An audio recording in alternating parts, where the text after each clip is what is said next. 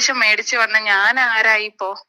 അപ്പൊ നിങ്ങളോട് നിങ്ങളെ പേഴ്സണൽ കൺസിഡറേഷൻ കിട്ടി ബാക്കി പൈസ കൂടി അത് നമുക്ക് ആലോചിക്കാം.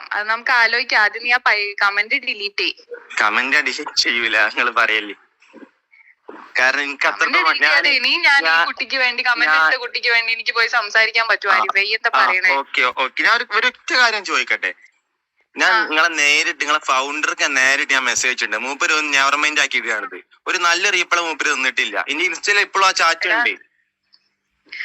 എടാ സാറ് ഇതിലൊന്നും ഇടപെടൂല. ഓരെല്ലാം ഇതൊന്നും തീരുമാനിക്കുന്നത്.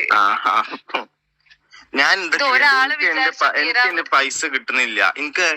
ഞാൻ ആകെ ഡൗൺ ആയിരിക്കും.